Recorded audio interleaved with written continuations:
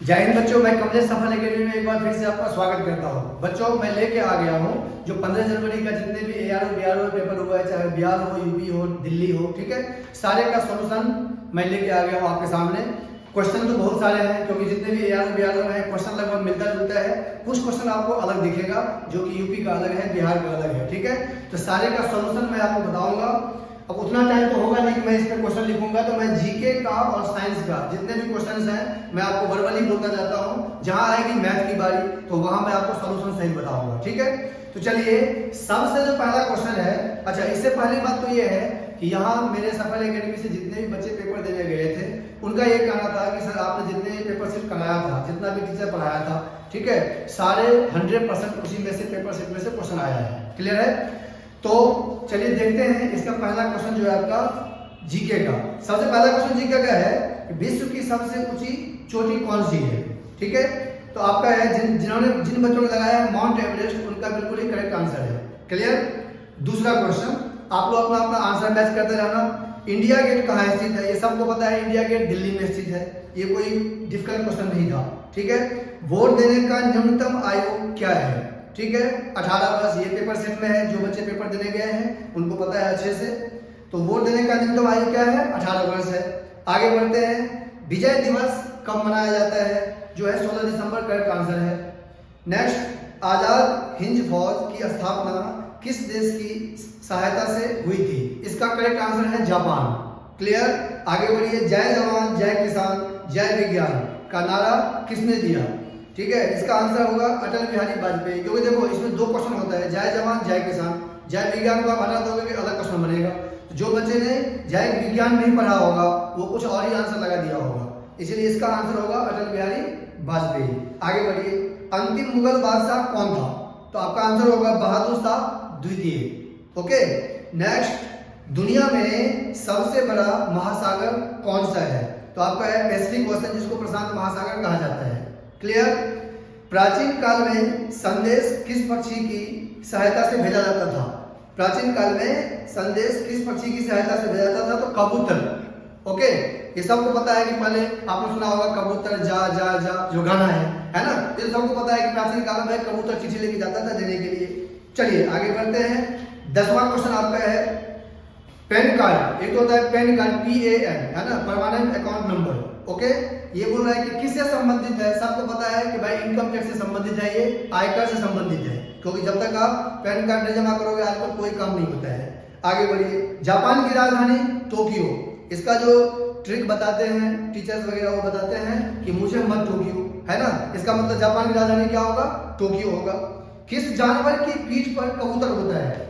कुबर होता है, सॉरी, किस जानवर की पीठ पर कुबर होता है? आपको अच्छे से पता होगा, ऊंट। ऊंट के ऊपर क्या होता है? पीठ पर कुबर होता है। क्लियर? लौह पुरुष के नाम से किसे जाना जाता है? तो सरदार वल्लभ भाई पटेल। ओके। मलेरिया कौन से वायरस से होता है? ये पूछ रहा है कि मलेरिया कौन से वायरस से होता है। इसका करेक्ट आंसर है प्रोटोजोआ। ओके।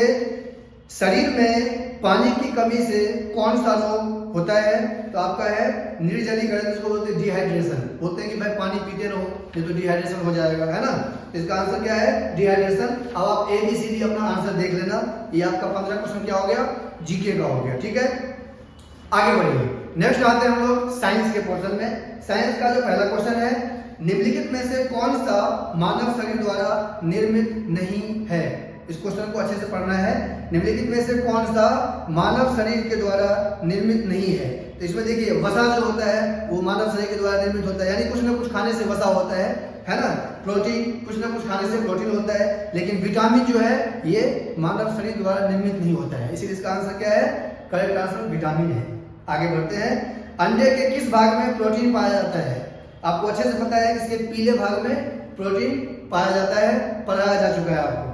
बर्फ का गलनांक कितनी बार पेपर सेट में हमने दिया है कि बर्फ का गलनांक कितना होता है? 0 डिग्री सेल्सियस होता है। अम्लीय वर्षा किसके कारण होती है ना। अम्लीय वर्षा किसके कारण होती है? यानी एसिड रेन होता है एयर पॉल्यूशन के कारण। क्लियर? आगे बढ़िए, इसमें और जो क्वेश्चन दिया हुआ है वो है विटामिन A की कमी से कौन सी बीमारी होती है? सबको पता है, हजारों बार पेपर सेट में दिया गया है, रतौन जी। ओके। हीमोग्लोबिन किसके कारण से होती है? तो आयरन के कारण से होती है। ओके, ये भी क्वेश्चन था आपका। मैं एक बार वर्बली आपको बताते जा रहा हूँ, क्योंकि इतना लिखेंगे तो बहुत ज्यादा लंबा वीडियो हो जाएगा, लेकिन मैथ का सोल्यूशन मैं जरूर बताऊंगा और रीजनिंग का सोल्यूशन मैं जरूर बताऊंगा आपको, ठीक है। ओके, उसके बाद है नेक्स्ट क्वेश्चन साइंस का कि सबसे ज्यादा फैट किसके दूध में पाया जाता है। तो आपको अच्छे से पता है, बोलते हैं कि भाई भैंस का दूध मत पियो क्योंकि सबसे ज्यादा इसमें फैट होता है, क्योंकि भैंस जैसा दिमाग हो जाता है ना, तो इसीलिए सबसे ज्यादा फैट होता है भैंस के दूध में। ओके, उसके बाद है तेल ऊपर चढ़ता है ना, तेल ऊपर चढ़ता है किसके कारण, केशकत्व के कारण, ठीक है। उसके बाद है मनुष्य का रक्तचाप होता है, ये आपको बहुत बार पेपर में दिया है मैंने, रक्तचाप मतलब ब्लड प्रेशर बीपी की बात कर रहा है ये, तो 120/80। ओके, और आकाश नीला होता है किसके कारण, प्रकीर्णन के कारण। जो भी हमारे पास साइंस का क्वेश्चन बच्चों ने भेजा है वो मैंने आपको साइंस का भी क्वेश्चन बता दिया, जीके का भी आपका क्वेश्चन हो चुका है। अब बारी आती है मैथ की, ठीक है। मैथ का तो बेटा इतना आसान क्वेश्चन था जिसका कोई जवाब नहीं था, मतलब इसे इजी पेपर हो नहीं सकता है। इसका मतलब है इसका मेरिट जो है वो अच्छा जाएगा इस बार, क्योंकि सारे बच्चे पढ़ रहे हैं। आपके लिए अगर इजी था तो सबके लिए इजी था। मेरे पास बहुत सारे बच्चों का कॉल आया कि सर 50 में से 50 क्वेश्चन बिल्कुल करेक्ट बनाया है, किसी ने 45 बनाया है, किसी ने 48 बनाया है, किसी ने 50 का 50 बनाया है। क्लियर है? तो चलिए सबसे पहले आप मैथ का क्वेश्चन देखिए क्या है। सबसे पहला क्वेश्चन है कि 2 से विभाजित होने वाली संख्याएं, 2 से विभाजित होने वाली संख्याएं कहलाती है। ऐसा हमने लिखाया हुआ है, बहुत बार आपको डेफिनेशन लिखाया हुआ है। सम संख्या किसे कहते हैं, जो 2 से विभाजित होती है। तो इसका जो आंसर होगा वो क्या होगा, इवन नंबर होगा, सम संख्या होगा। क्या होगा, इवन नंबर। इंग्लिश वाले इंग्लिश में समझेंगे, इवन नंबर इसका आंसर हो जाएगा। बिल्कुल क्लियर। उसके बाद ये सारे 11 का पेपर है, तो जो बच्चे पेपर दिए हैं, जिनके पास जो क्वेश्चन आपको अच्छे से याद है, अपना अपना आंसर मैच करते रहना आप। जैसे कि ये क्वेश्चन है -2 की पावर 4। आपको अच्छे से पता है कि माइनस की पावर जब कभी भी इवन नंबर होता है तो हमेशा आंसर प्लस का आता है, और 2 की पावर 4 कितना होता है, 16 होता है, यानी कि इसका आंसर होगा प्लस का 16। ओके, 212 का मुझे बोल रहा है कि 212 का वर्ग क्या होगा, वर्ग क्या होगा, यानी कि 212 का मुझे स्क्वायर करना है। अपना बहुत सारा बच्चा इसको क्या किया होगा, मल्टीप्लाई कर लिया होगा 212 × 212। लेकिन 212 का जब कभी आपको स्क्वायर करना हो तो कैसे करना है, सुनो। 212 का स्क्वायर करना है, ये 200 से कितना ज्यादा है, तो 12 ज्यादा है, यानी कि हम इसको लिख सकते हैं 212 गुणे में 212। ये 12 ज्यादा है, ये भी 12 ज्यादा है। ये सारी ट्रिक है स्क्वायर के। इसको इसके साथ है, इसको इसके साथ, किसी एक को जोड़ना है कि हो जाएगा 224। क्लियर है बात। और जब भी हमने 200 इसका बेस लिया है, क्योंकि 200 से 12 ज्यादा है, इसको कर देंगे 2 से मल्टीप्लाई, ये हो जाएगा 448। बात क्लियर, 448। और उसके बाद जो भी आपका जितना भी आपको ज्यादा दिया हुआ है उसका स्क्वायर इसमें क्या होता है, ऐड हो जाता है। तो 12 का स्क्वायर 144। लेकिन ऐड देखो हमने कैसे किया है, ऐड हमने इसलिए ऐसे किया है क्योंकि जब 3 डिजिट को 3 डिजिट से मल्टीप्लाई करते हैं तो मैक्सिमम 6 डिजिट होता है, मिनिमम 5 डिजिट आता है। ये एक लॉजिक है। कोई अगर आपको बोलता है ना कि भाई 3 डिजिट कोई भी नंबर है, मान लो इसको हमें मल्टीप्लाई करना है, तो मैक्सिमम इसको मल्टीप्लाई करने पर 6 डिजिट आएगा और मिनिमम 5 डिजिट आएगा, ना तो 4 आएगा और ना ही कभी इसका 7 डिजिट आएगा, क्योंकि 3 + 3 क्या होता है, 6 होता है। ये लॉजिक है इसका। इसीलिए हमने यहाँ पे क्या किया है, 3 नंबर मेरे पास था, 3 नंबर हमने आगे लिया, ये बन गया हमारा 5 डिजिट का नंबर। ये देखिए 44944। अब इसको नॉर्मली आप मल्टीप्लाई करोगे तो भी आपका रिजल्ट यही आएगा, ठीक है। यानी आपका करेक्ट आंसर क्या है, 44,944। आगे बढ़िए। नेक्स्ट क्वेश्चन दिया हुआ है, आपको फैक्टराइज करना है, गुणनखंड निकालना है। x² + 8x + 15 = 0। हमने इसका ट्रिक बहुत ही फास्ट बताया है। मैथ में ऐसा कोई क्वेश्चन नहीं है जो हमने क्लास में नहीं कराया है। बात क्लियर। तो ये सब क्वेश्चन का मैंने, मेरे जो बच्चे सफल एकेडमी से पढ़ के गए होंगे वो इस क्वेश्चन को ऑप्शन से बनाया होगा। हमने इसका ट्रिक भी बताया था और मैंने बोला था कि बेटा अगर तीनों में प्लस का साइन है, ठीक है, हमारे पास ऑप्शन नहीं है, मैं सिर्फ आपको आंसर बता रहा हूं। अगर तीनों में प्लस का साइन है तो एक ही ऑप्शन ऐसा होगा जो प्लस वाला होगा, उसको आप टिक लगा दो। यानी कि आप 2 नंबर खोजो ऐसा जिसको जोड़ने पे आएगा 8 और गुना करने पे आएगा 15, तो 3 और 5। क्लियर है, ये ट्रिक बताए थे। अब आप क्या करोगे, यहाँ पे x लगा दो, यानी x + 3 और x + 5 इसका क्या होगा, आंसर होगा। मैं ये बता रहा था कि दोनों में प्लस का साइन होगा, वही इसका आंसर होगा। बात क्लियर। अगर यहाँ पे माइनस होगा तो प्लस वाला किसी हालत में आंसर नहीं होगा। फॉर एग्जांपल अगर यही क्वेश्चन ऐसे पूछता x² माइनस 8x प्लस 15, तो आपका आंसर क्या होता भाई? प्लस वाला आंसर नहीं होता किसी हालत में, क्योंकि एक साइन आ गया माइनस का, अब हम लेंगे माइनस का 3 माइनस का 5, तब इसका आंसर हो जाएगा भाई साहब ये x माइनस 3 x माइनस 5। तो ये चीज ध्यान रखना है, आपका आंसर होगा इसमें x प्लस 3 इंटू में x प्लस 5। आगे बढ़िए, 400 का 25% क्या होगा? देखो कितना आसान क्वेश्चन पूछा है। 400 का 25% का मतलब आपको अच्छे से पता है कि बच्चे में क्या होता है, 100 होता है, ये इससे कटा, आंसर इस कितना 100। 25 को 4 से मल्टीप्लाई कर दो, ये तो बिल्कुल खत्म क्वेश्चन है, इससे बेकार क्वेश्चन हो नहीं सकता है ना। मतलब अभी तक का जितना मैंने पेपर देखा है अग्निवीर के बाद, है ना, तो अब इससे पहले की बात कर लूं मैं, जो परमानेंट था पहले, इतना आसान पेपर आज तक बेटा कभी पूछा नहीं है। इस बार जो बच्चा पास नहीं होगा इसका मतलब उन्होंने मेहनत बिल्कुल ही नहीं किया था। अब आप ध्यान से सुनिए, 3000 का बोल रहा है कि भाई 5% की दर से, मैं शॉर्टकट ही लिख देता हूं, प्रिंसिपल दिया हुआ है 3000 रुपए आपका, उसके बाद रेट दिया हुआ है 5% और टाइम दे दिया है आपका 2 वर्ष का। आपको निकालना है सिंपल इंटरेस्ट यानी कि साधारण ब्याज। हमने आपको बताया हुआ है कि जब भी साधारण ब्याज निकालना हो, रेट को टाइम से मल्टीप्लाई करो, 10 हो गया, है ना, 5 गुने 10, इसका 10% निकाल दो, आपका आंसर आ जाएगा कितना, 300 रुपए। क्लियर है? साधारण ब्याज जब भी आता है, साधारण ब्याज का कभी भी एग्जाम में क्वेश्चन आपको पूछे तो साधारण ब्याज क्या बोलता है कि भाई समय को 10 से मल्टीप्लाई कर दो, आपका टोटल ब्याज निकल के आ जाएगा, लेकिन वो ब्याज आएगा प्रतिशत में। हमारा ब्याज टोटल कितना आएगा, 10% आएगा। अब मुझे चाहिए ब्याज भाई रुपीज में, तो हम क्या करेंगे, 3000 का 10% निकाल देंगे, 300 रुपए मेरा आंसर आ जाएगा। अगर इसी में पूछा था मिश्रण कितना होगा, तो मैंने बच्चों को बताया था कि बेटा इसमें इसको जोड़ देना, 3300 रुपए हो जाएगा, है ना। चलिए अब अगला क्वेश्चन दिया हुआ है कि 2/9, ये देखिए आप क्वेश्चन, कितना आसान क्वेश्चन है। 2/9, 8/6 और प्लस 6/18। अब ये इसीलिए पूछा है क्योंकि बच्चा इसको बोलता है कि भाई इसको सॉल्व करो, बच्चा इसको क्या करेगा, डायरेक्ट एलसीएम लेगा। पहले आप इसको कट करो, कट करने के बाद देखो कितना आसान क्वेश्चन बनेगा। 2 से कट करेंगे 4, 2 से कट करेंगे 3, 2 से होगा 3, या 6 से डायरेक्ट कट करो, 6 1 जा 6 3 जा। अब आप देखिए इसके नीचे, दोनों के नीचे 3 आ गया, इसको डायरेक्ट जोड़ देंगे तो 5/3 हो गया। हमको एलसीएम लेने की जरूरत नहीं पड़ा। 2/9 प्लस कितना हो गया, 4/3। आपको अच्छे से ये बात पता है 5/3, क्योंकि 4 + 1 कितना होगा, 5/3। जब कभी भी बेस सेम होता है तो न्यूमरेटर यानी कि अंश को हम डायरेक्ट जोड़ सकते हैं। ओके, अब इसके बाद एलसीएम मत लो, इसको इससे मल्टीप्लाई, इसको इससे मल्टीप्लाई, इसको इससे मल्टीप्लाई। मेरे पास जितने बच्चे क्लास लेके गए हैं तो मैंने ये बात बताया है कि भाई भिन्न को जब भी जोड़ना हो, फ्रैक्शन को जब भी जोड़ना हो, ये ट्रिक याद रखो, क्योंकि एलसीएम में आप लोग उलझ जाते हो, है ना। ये देखो क्या होगा, 3 दूनी 6, इसको इससे मल्टीप्लाई किया 45, इसको इससे मल्टीप्लाई किया कितना आ गया, 27। क्लियर? अब ये कितना होगा भाई साहब, 51 बटे को होगा 27, 3 से कट कर दीजिए तो 17 × 51 और 300 हो गया ना, यानी कि 17/9। जिस बच्चे ने टिक लगाया होगा उसका बिल्कुल करेक्ट आंसर 17/9। क्लियर? आगे बढ़िए। और ये तो पूछो मत कि हमने कितना आपको अच्छे से याद कराया था। एक टेबल ही हमने दिखाया होगा आपको सर्कल का, और मैंने बोला भी था कि सर्कल से क्वेश्चन आएगा ही आएगा। किसी एआर में पूछा है, किसी में नहीं पूछा है। ये जहां पूछा है देखिए क्या है क्वेश्चन, परिधि दिया हुआ है सर्कल का परिधि 88 है, तो आपको रेडियस पूछ रहा है, त्रिज्या पूछ रहा है। हमने आपको अच्छे से बताया था कि भाई एक टेबल बनाया था मैंने कि अगर रेडियस यहाँ लें, सर्कमफ्रेंस लें और एरिया लें। हमारे बच्चों को अच्छे से बताया कि भाई 7 के टेबल वाला, मैंने यही बताया था कि जो भी 7 के टेबल में आता है वही टेबल में पूछता है ना। क्लियर? क्योंकि पाई का मान होता है 22/7, 7 से कटने वाला ही एग्जाम में पूछा जाता है। आप कॉपी खोलेंगे तो वहां पर बताया हुआ है 7, 14, 21, 28, 35 और 42 तक का हमने टेबल लिखाया था। मैंने बोला था कि बेटा इससे बाहर तो आता भी नहीं है, अभी तक का रिकॉर्ड है ना।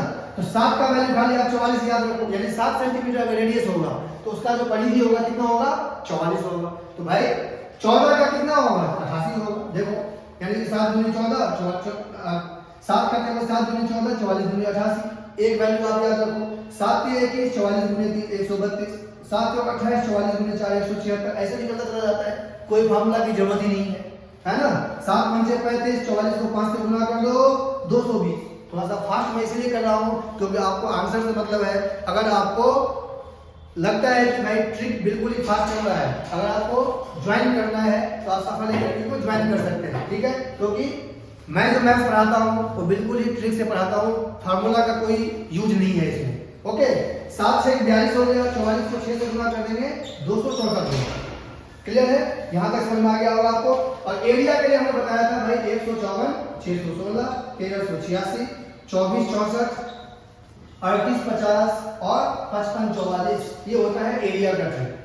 जिसमें हमने ये बताया था कि भाई इसमें जो है ना 22 का टेबल और इंटू में आपको रेडियस करना है। इधर चलता है 22 का टेबल गुने में त्रिज्या, यानी 22 का टेबल तो जब कभी हम त्रिज्या से मल्टीप्लाई कर देंगे, गुना कर देंगे, तो मेरा क्षेत्रफल निकल के आ जाएगा। ठीक है, तो इतना डीपली अभी जाएंगे नहीं, आपको सिर्फ आंसर से मतलब है। तो आपको बोला कि भाई परिधि 88, तो 44 के टेबल में ये 2 बार में आता है, तो 7 दूनी कितना हो जाएगा? इसका आंसर हो जाएगा 14। बात समझ में आ गया यहाँ तक? कोई दिक्कत तो नहीं? आगे बढ़िए। अगला क्वेश्चन आपका नेक्स्ट है। देखिए ये क्वेश्चन जो है दिल्ली आईआरओ में भी 1000 का पूछा है। अभी पिछली बार जब पेपर हुआ है दिल्ली आईआरओ का, उसमें भी ये क्वेश्चन आया था कि भाई 12x - 1 बराबर 145, तो x का मान क्या होगा? हमने जब हजारों बार बच्चे को बताया है कि भाई जब कभी भी x का मान पूछे, क्योंकि आर्मी का बच्चा जो आता है बहुत ही वीक आता है, तो आप क्या करो, उसको ऑप्शन में पुट कर दो। कुछ भी आपको समझ में नहीं आ रहा है आप ऑप्शन कर दो, लेकिन बनाने वाला बच्चा अगर बनाएगा इसका आंसर होगा 12x, ये 1 इधर जाएगा, तो बेटा माइनस जब लेफ्ट से राइट जाएगा तो जुड़ जाएगा, 144 होगा, इसको इससे कट कर लेना, x की वैल्यू हो जाएगी 12। अगर यही चीज हम ऑप्शन से वहां रखेंगे तो 12 को 12 से गुना करेंगे 144, 144 में से 1 जाएगा तो कितना होगा? 143, 143 हो जाएगा, तो आपका सेटिस्फाई हो जाएगा, यानी आंसर होगा इसका करेक्ट 12। ओके, अब एक क्वेश्चन आया है, सारे क्वेश्चन पढ़ाए हुए हैं कि 2/3, 5/6, ओके, उसके बाद 4/5 और 6/8 में कौन सा भिन्न बड़ा है? हमने आपको बहुत अच्छे तरीके से बताया था कि भाई इस चारों में से भिन्न को पता करना है कि इसमें से कौन सा बड़ा है। तो सबसे पहली बात 2/3 नहीं कट रहा है, 5/6 नहीं कट रहा है, 4/5 नहीं कट रहा है, 6/8 नहीं कट रहा है। ये कटेगा तो आप काट देंगे 3/4 हो जाएगा। और इसका चेक करने का सबसे फास्ट तरीका क्या? इसके बीच का अंतर 1 का, इसके बीच का अंतर 1 का, इसके बीच का अंतर 1 का, इसके बीच का अंतर कितना है? 1 का है। ये इसीलिए यहाँ पर 6/8 दिया था कि बहुत बच्चा समझेगा कि 2 का अंतर है, उसको आप कट करोगे तो वो भी 1 का ही अंतर हो जाएगा, है ना? तो मैंने बताया था कि जब कभी अंतर समान होगा, जो जिसका अंश बड़ा होगा, जिसका न्यूमरेटर बड़ा होगा, वही भिन्न बड़ा हो जाएगा, यानी आंसर होगा इसका 5/6। बिल्कुल करेक्ट आंसर है 5/6, याद रहेगा।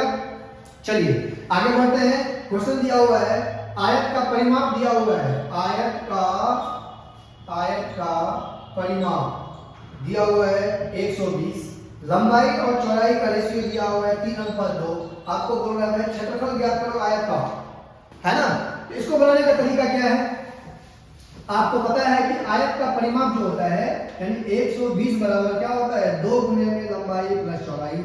अनुपात वाले क्वेश्चन में थोड़ा सा क्या करो, आप x क्लियरली दिखता है क्वेश्चन में, आपको अच्छे से समझ में आता है, ठीक है? तो ये इससे कटेगा तो कितना हो गया इसका 60 इक्वल हो गया 3x और 2x, क्योंकि हमने इसको क्या किया x मान लिया। वैसे ऐसे जरूरी नहीं है कि हम x से बनाएंगे तभी बनेगा। ओके, तो ये कितना हो गया? 60 बराबर हो गया भाई 5x, x की वैल्यू हमारी आ गई 12। ओके, x की वैल्यू 12 आ गई, लंबाई हमारा कितना है 3x, यानी कि 3 गुने में 12 ये हो गया 36, और चौड़ाई हमारी कितनी है 2x, यानी कि 2 × 12 कितना हो गया 24। बात क्लियर? बस अब क्षेत्रफल की बात कर रहा है, तो क्षेत्रफल इक्वल टू क्या होता है? लंबाई गुने में चौड़ाई, यानी कि 36 को हम क्या करेंगे 24 से मल्टीप्लाई कर देंगे। क्लियर है? अब 36 को 24 से मल्टीप्लाई करना है तो 6 × 24 हो गया, इसको इससे पहले मल्टीप्लाई करो, 2 कैरी बचा, ये हो गया हमारा कितना 12 और ये हो गया 12, 24 है ना, 12 और 12, 24 और 1 कितना हो गया 25, 2 3 दूनी 6, 6 और 2 कितना हो गया 8। क्लियर? चलिए इसका आंसर हो जाएगा कितना 854। देखिए कैसे मल्टीप्लाई किया मैंने, पहले इसको ऐसे किया 6 × 24, 2 कैरी बचा। ओके, ये हो गया 12 और ये हो गया 12, तो 12 दूनी कितने हो गए 24, 24 और 2 हो जाएगा हमारा कितना 26, यानी यहाँ पर 6 होगा ना कि 5, 26, 2 फिर कैरी बचा हमारा 3 दूनी 6, 6 और 2 कितने हो गए 8, 864 आपका क्या होगा करेक्ट आंसर होगा।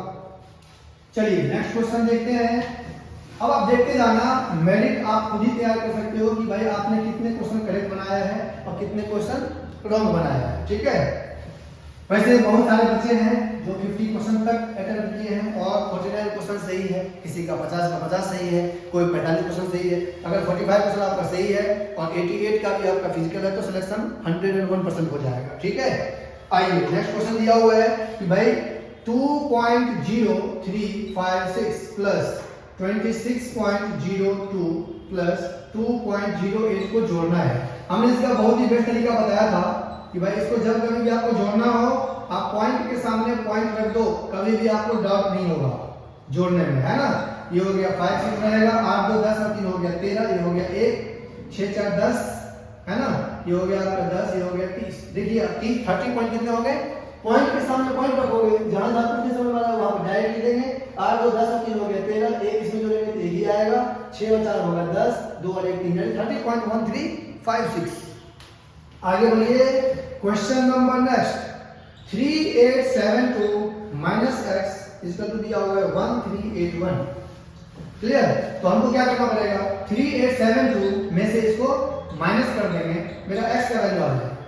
क्लियर, देखो जब आप प्लस माइनस का क्वेश्चन एग्जाम में पूछे ना, तो मैं बच्चों को क्या बोलता हूँ कि इकाई का अंक देखो और तब सॉल्यूशन करो।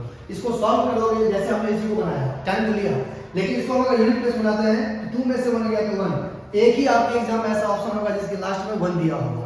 अगर 2 दिया है तो बनाना पड़ेगा, पहले आप ऑप्शन देखा करो। अगर एक ही ऑप्शन है जिसके लास्ट में कितना है 1 है, तो आप सॉल्व करके आगे बढ़िए, है ना। माइनस करना है, 2 में से 1 गया 1, 7 में से 1 नहीं जाएगा, बगल से कैरी लेंगे तो जाएगा 17 में से 8 गया कितना होगा 9, और आपका ये बचा 7, 7 में से 3 गया कितना होगा 4, और 3 में से 1 गया तो 2, 2 4 9 1, यानी कि 1 + 1 2, 9 8 17 हो जाएगा, 4 3 7 1 8 हो जाएगा, 2 और 1 3 24 91, यानी 2491 करेक्ट आंसर। ओके, अब आपका दिया है एक क्वेश्चन दिया है कि किसी संख्या का 40% जो है ना, किसी संख्या का यानी x मान लेते हैं, x का 40% वो 20 के बराबर है ना। तो बोल रहा है उस संख्या का 25% क्या होगा, तो पहले तो संख्या निकालना पड़ेगा। तो x का 40% ऑप्शन से बना सकते हो, इस गल को हो गया 20। ओके, 20 से ये कटेगा 2, 2 से कटा ये 50, यानी कि x बराबर कितना हो गया हमारा 50 आ गया। यानी कि 50 का 40% जो होता है ना, वो कितना होता है 20 होता है। ये बात आप लोगों को अच्छे से पता है। और नंबर आ गया, अब बोलता है कि भाई इस 50 का कितना परसेंट निकालना है, 25% निकालना है। निकाल दो, कोई दिक्कत नहीं है। 50 का यानी कि 50 × 25 डिवाइडेड बाय 100, 50 से 2 बार हो गया, 12.5 आंसर। 12 से ही 1/2 होगा या 12.5 होगा, दोनों बात सेम है। ऑप्शन आप देख लेंगे उसके हिसाब से। एक आया था आपका सीरीज का क्वेश्चन, सीरीज का क्वेश्चन देखिए, रीजनिंग का क्वेश्चन होता है। क्वेश्चन दिया है 39 41 43 45, बोल रहा है अगला क्या होगा। ये आपको अच्छे से पता है कि भाई इसमें 2 2 जुड़ रहा है, 39 + 2 41, 41 + 2 43, 2 45, अगला क्या होगा 47 होगा, यानी कि करेक्ट आंसर इज 47। ठीक है, अब एक परसेंटेज का क्वेश्चन आया है कि एक विद्यार्थी 60 अंक प्राप्त करता है और 20 अंकों से फेल हो जाता है। मैंने आपको बताया था कि जब कभी पास और फेल का क्वेश्चन आता है तो पास फेल हमेशा जुड़ जाता है ना। तो 60 से फेल हो गया, 60 अंक है फेल का, और 60 से पास हो गया, पास कर लेते हैं 60, और 20 अंकों से क्या हो गया, वो फेल हो गया, यानी कि भाई उसको 80 नंबर लाना था। क्लियर है। अब दिया है कि यदि पास होने के लिए उसे 40% अंक चाहिए, तो कुल अंक कितने का है, यानी कि 80 अंक अगर आता तब वो बेचारा पास हो जाता, है ना। अब ये कितने के बराबर है, जितना परसेंट मिला है 40% बराबर 80, तो 1% बराबर कितना होगा 2 के होगा। कुल परसेंट निकालना है, कुल अंक निकालना है। एग्जामिनेशन का जब भी क्वेश्चन आता है या इलेक्शन वाला जितने भी क्वेश्चन आते हैं उसको हमेशा 100% पे फाइंड किया जाता है। आंसर हो जाएगा कितना 200। ठीक है, तो नेक्स्ट क्वेश्चन जो आपका दिया हुआ है वो है लाभ और हानि से, यानी कि प्रॉफिट और लॉस से। क्वेश्चन दिया हुआ है कि एक व्यक्ति 1500 रुपए में कोई वस्तु को खरीदता है, यानी कि सीपी है 1500 रुपए, ठीक है, और उसका विक्रय मूल्य दिया हुआ है 1800 रुपए। तो आपको पूछ रहा है कि भाई प्रॉफिट परसेंट यानी कि लाभ प्रतिशत कितना था। हमने आपको बताया था कि भाई लाभ प्रतिशत निकालना हो या हानि प्रतिशत निकालना हो, आपको फॉर्मूला याद ही नहीं करना है, अंतर हमेशा रख दो ऊपर कितने का 300 का गुने में 100 और डिवाइडेड बाय जितने में खरीदा हमेशा लाभ प्रतिशत या हानि प्रतिशत खरीदने वाले पर निकाला जाता है। ठीक है, अंतर गुने में 100 बचे में क्लेम, ऐसे याद रखिए। ये इससे कटा 3 से कटा 5 से कितना हो गया 20% का लाभ होगा। जिस जिस बच्चों ने 20% आंसर लगाया है बिल्कुल करेक्ट आंसर है। ठीक है, अगला एक क्वेश्चन है जो बहुत सारे बच्चों का रिप्लाई है सर इस क्वेश्चन का आंसर क्या होगा। तो आप देखिए बहुत ही बढ़िया क्वेश्चन पूछा है। अगर क्वेश्चन का देखा जाए आर्मी के हिसाब से ये एक मैथ का ऐसा क्वेश्चन था जो लेवल का पूछा था, क्योंकि x की वैल्यू पूछ रहा है। अगर आप इसको बनाओगे तो बहुत ही ज्यादा टाइम लेगा। मैं इसका बताता हूँ तरीका, और तरीका तो मैं क्लास में आपको इतनी बार बता चुका हूँ कि भाई जब कभी भी x की वैल्यू निकालना हो तो मेरे बच्चों को अच्छे से पता है कि सर ने बोला था x निकालना हो तो ऑप्शन से बनाना है, सबसे फास्ट ऑप्शन काम करता है। ठीक है, तो हम लोग जितने भी हमारे यहाँ फैकल्टी हैं वो प्रॉपर तरीके से बच्चों को गाइडेंस देते हैं कि भाई एग्जाम आपको कैसे क्रैक करना है, किस तरीके से आप एग्जाम में क्रैक करोगे, किस क्वेश्चन को कैसे बनाओगे। स्पेशली अगर मैथ की बात करें तो मैथ तो आपको ऐसे उंगलियों पे कैलकुलेशन हो जाएगा जिसका कोई जवाब नहीं है। तो अगर आप भी इस तरीके से कैलकुलेशन के से बचना चाहते हैं, ट्रिकी अप्रोच लगाना चाहते हैं मैथमेटिक्स में, तो आज ही सफल एकेडमी को ज्वाइन करें। ठीक है, हर एक ट्रेड के लिए न्यू बैच स्टार्ट हो चुका है, चाहे वो आर्मी, एयरफोर्स, नेवी, एनडीए हो गया, पैरामिलिट्री फोर्स हो गया, अभी बीएसएफ हेड कांस्टेबल का बैच स्टार्ट हो गया है। तो आप दिए गए नंबर पर संपर्क कर सकते हैं। ठीक है, तो देखो हर एक सब्जेक्ट तो बिल्कुल फिट चलता है, बच्चों का जीके, साइंस सब कुछ सही चलता है, रीजनिंग भी कोई ज्यादा टफ नहीं होता है। लेकिन आती है जहाँ मैथ की बारी तो वहां पर बच्चा फंस जाता है, क्योंकि वहां पर लगाना होता है ट्रिक। अब ट्रिक आपको पता नहीं होता है तो आप वहां पर टाइम ज्यादा क्वेश्चन में लेते हैं। तो बिल्कुल ट्रिक से क्वेश्चन बनाया जाएगा, 30 सेकंड में आपका एक क्वेश्चन बन के निकल जाता है। अब आप देखिए ये क्वेश्चन है, आगे क्वेश्चन में चलते हैं, बीच में बात करते रहेंगे आपसे। जैसे ये क्वेश्चन दिया है कि 6 × x² - 3x + 2, क्लियर बात, ध्यान से क्वेश्चन समझना है। 2 × x² - 1 = 4 × x + 1 x + 2 -24 है। तो भाई साहब पूछ रहा है कि x का मान क्या होगा। ये मैं आपको श्योर बता रहा हूं, आर्मी का जितना भी बच्चा पेपर दिया होगा इस क्वेश्चन को जरूर छोड़ के आया होगा, क्योंकि उनके अंदर इतनी कैपेसिटी नहीं कि भाई इतना कैलकुलेशन को कर लेगा। भाई बहुत ही लेंथी क्वेश्चन है, लेकिन अगर आप इस क्वेश्चन को ऑप्शन से बनाते हैं ना, ये बहुत ही फास्ट बनेगा। ऑप्शन का मतलब मैं इधर भी पुट करूंगा x की वैल्यू और मैं इधर भी पुट करूंगा x की वैल्यू, जो भी वैल्यू पुट करने पर 0 इसका आंसर आ जाएगा, वही मेरा आंसर, मतलब कि जो वेरीफाई हो जाएगा। दोनों यानी इधर अगर 5 आया तो इधर भी 5 आना चाहिए, सेटिस्फाई होना चाहिए LHS = RHS। तो देखिए जब कभी भी x की वैल्यू पूछता है ना, सबसे स्मॉलेस्ट वैल्यू को रखा जाता है सबसे पहले। तो इसमें स्मॉलेस्ट वैल्यू आपका सबसे है 1। आप पहले 1 को रख के देखो, यहां 1 रखोगे तो 1 आएगा, है ना। ये हो गया 1 - 3, ये तो 3 × 1 3 होगा, प्लस का 2 -2, 1 में से 1 गया तो 0, यानी पूरा का पूरा टर्म क्या हो गया 0 हो गया, गया। ओके, 4 × यहां 1 रखोगे तो 1 + 1 2, यहां 1 रखोगे तो 3 माइनस हो गया 20। देखिए कितना इंटरेस्टिंग क्वेश्चन है, मजेदार क्वेश्चन है ना। 2 + 1 3, 3 में से 3 गया 0, और 0 को किसी भी नंबर से गुना करते हैं तो ये भी पूरा का पूरा टर्म क्या हो जाएगा 0, और ये भी हो गया 0।